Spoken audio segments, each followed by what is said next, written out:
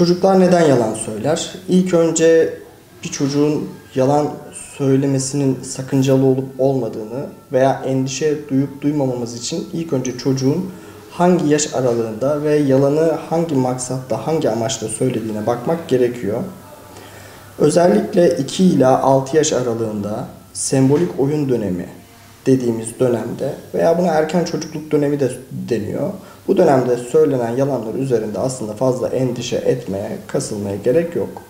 Çünkü bu dönemde söylenen yalanlar sembolik yalanlardır. Ama lakin 6-7 yaşından sonra artık çocukların hayal ile gerçeği, doğru ile yanlışı ayırt edebildiği yaştan sonra, yani tekrar ediyorum 7 yaşından sonra yalanlar devam ediyorsa büyük bir sıkıntı var diyebiliriz aslında. Çocuklar peki neden yalan söyler? Bunun nedenlerine bakacak olursak birincisi oyunlarını daha renkli hale getirmek için söyledik. Dediğimiz gibi bunlar hayali, sembolik yalanlar. Bu dönemde endişe etmeye gerek yok. İkincisi ihmal edilen çocuklarda genellikle yalan söyleme davranışı ortaya çıkabiliyor. Nasıl ihmaller? Erken çocukluk döneminde, yani yine 2 ile 6 yaş arasında ebeveynlerinden veya bakım veren kişiden gerekli desteği, gerekli ilgiyi, gerekli sevgi ihtiyacını alamamış çocuklarda yalan söyleme davranışı olabiliyor. Yani ihmal ediyor derken mesela anneden istediği sevgiyi göremiyor. Çocuk bu sevgiyi göremediği zaman yalanlara başvuruyor. Ki neden? Annem, babam veya bakım veren kişi veya öğretmenim bana gerekli ilgiyi göstersin diye. Bir diğer sebep ise ailesi tarafından takdir görmeyen çocuk. Ne yaparsa yapsın asla başarıları takdir edilmeyen çocuk ilgi çekmek için yalan söyleyebiliyor. Mesela neler yapabiliyor? Ateşim çıktı diyebiliyor. Bunu neden söylüyor? Çünkü ateşi çıktığı zaman herkes çocuğun başını üşüşüyor veya hasta olduğunu söyleyebiliyor. Neden? İlgi çekmek için, sevgi ihtiyacını giderebilmek için. Bir diğer sebep cezadan kaçmak veya keyif aldığı oyunu devam ettirebilmek için yalan söyleyebiliyor. Cezadan kaçmak derken örnek verecek olursak oyuncağı kırılan bir çocuk ben kırmadım diyebiliyor. Veya ağzı burnu çikolata içinde olan çocuk o anda çikolatayı ben yemedim diyebiliyor. Neden? Cezadan kaçmak için. Veya oyundan aldığı keyfi, hazzı sürdürmek için. Çocuk uykusu gelmesine rağmen oyun oynamaya devam ettirebilmek için benim uykum gelmedi diyebiliyor. Şimdi özellikle ailelerin çocukların yanlarında söyledikleri yalanlar, amacı ne olursa olsun bu yalanlar çocukları olumsuz bir şekilde yöneltebiliyor.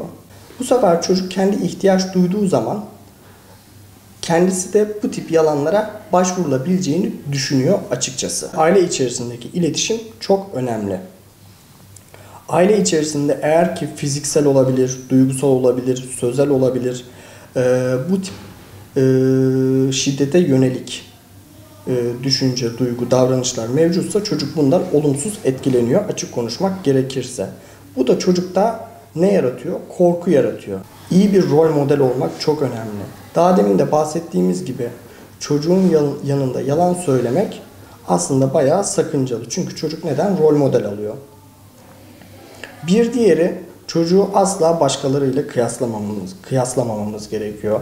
Eğer ki bir çocuğu bir arkadaşıyla veya kardeşiyle veya herhangi bir kişiyle kıyasladığımız zaman çocukta ters etki yapabiliyor. Bazı çocuklar vardır, bu kıyaslamalar hoşuna gidebilir. Bundan haz alabilir ve tetiklenebilir. Ve başarı sağlayabilir hayatında. Ama bazı çocukların mizacına bunlar uygun olmayabiliyor açıkçası.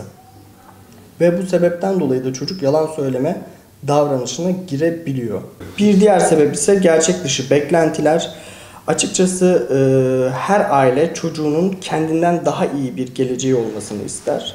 Ve ona bazı sorumluluklar yükler. Çocuk bu sorumlulukları yapamadığı zaman ailesini mutlu edemeyeceğini, üzebileceğini düşündüğü için yalanlar söylemeye başlar. Yapmadığı bir şeyi yapmış gibi gösterebilir.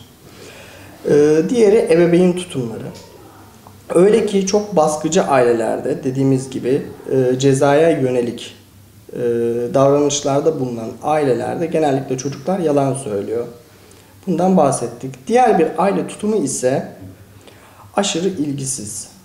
Aşırı ilgisiz tutumların olduğu ailelerde, aile tutumlarının olduğu ortamlarda çocuklar ilgi çekmek için yalan söylüyor. Yalanın neyden dolayı söylendiği önemli. Hani yalanın ne olduğu önemli değil, açık konuşmak gerekirse. Çocuk bu yalanı neden söyledi? Şimdi daha demin saydıklarımızdan dolayı çocuk cezadan mı korkuyor? İlgisiz mi kaldı? Takdir edilme ihtiyacı mı var? Veya herhangi bir kıyaslama mı yapılıyor? Aile içi iletişim kötü mü?